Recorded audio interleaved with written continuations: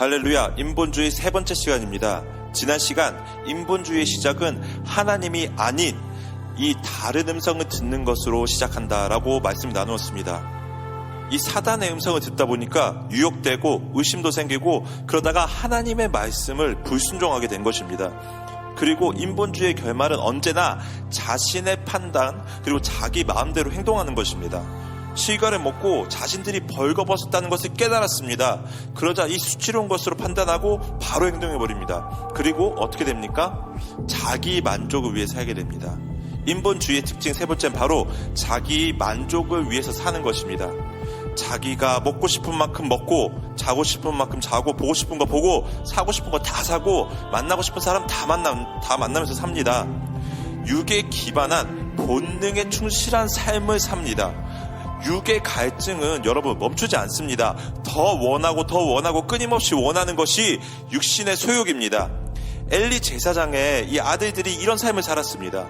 하나님의 중요한 직책을 맡았는데도 이 영적인 면을 찾아볼 수가 없습니다. 먹을 것을 탐하고 그 도가 지나쳐서 제자를 드리고 있는 사람들께 막 고기를 빼앗아가지고 그만큼 양심에 이 화인을 맞은 상태였습니다. 여호와의 제사를 멸시했다라고 말합니다. 그뿐만 아니라 이 회막에서 수종드는 여인들과 동침하며 이 하나님의 집을 더럽혔습니다. 엘리 제사장의 아들들은 자기 만족을 위해 살았습니다. 본능으로 행했습니다. 이것이 인본주의입니다. 우리는 이러한 자기 만족에서 벗어나 거룩하고 구별된 인생을 살아야 합니다. 구별된 인생이 되어야 합니다. 자, 다음으로 넘어가서 인본주의의 네 번째 특징까지 나누고 마치겠습니다. 인본주의의 네 번째 특징은 행위와 성취와 그 업적을 가지고 하나님께 나아간다는 것입니다. 여러분, 인간은요 하나님 앞에서 이 행위를 가지고 설 수 없습니다. 하나님이 행위를 보셨다면은 용납받을 수 있는 사람 단 한 사람도 없습니다. 자신이 이룬 업적을 가지고 하나님께 나아갈 수 있는 사람이 없어요. 하나님은 우리의 능력이 필요하신 게 아닙니다. 신앙생활을 하다 보면 교회에 열심히 섬기고 헌신하는 사람들도 있습니다. 막 기도 열심히 하고 막 헌금 열심히 하고 예배도 빠지지 않고 나온 사람들 있죠. 근데 어느 시점에 가서 하나님께서 응답을 안 해주신다 막 이러면서 시험에 들고 떠나는 사람들이 있습니다. 작은 어려움에 극복하지 못하고 떠나는 것입니다. 자신들이 막 어떤 사역을 열심히 했는데 목사님과 사람들로부터 인정을 받지 못하면 막 변하는 사람들도 있습니다. 아니 왜 내가 이렇게 열심히 섬겼는데 열심히 하는데 왜 나는 리더를 안 해주냐, 왜 나는 인정 안 해주냐 이런 말을 합니다.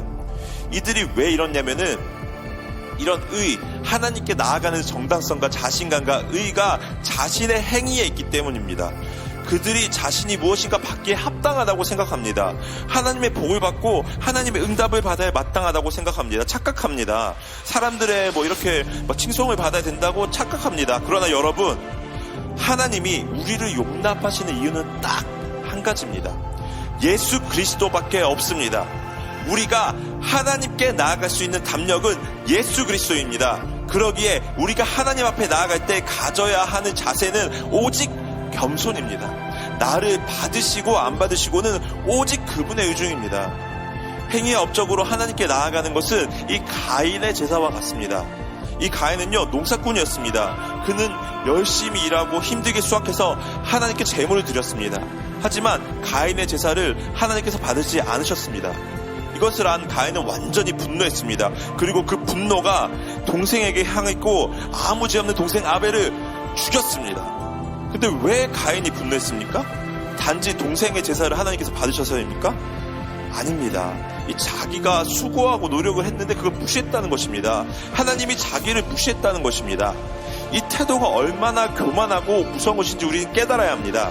이런 중심을 가지고 하나님 앞에 나아가는 것이 정말 잘못된 것이라는 것을 깨달아야 합니다. 우리가 하나님 앞에 나아갈 때는 겸손함이 그 중심에 있어야 합니다. 만약 하나님이 나의 제사를 받지 않았다면은 내 중심을 다시 점검하고 다시 하나님께 제물을 드리는 것이 우리가 마땅히 가져야 할 태도입니다. 꼭 기억하시길 바랍니다. 하나님 우리의 행동에 감동받지 않으십니다.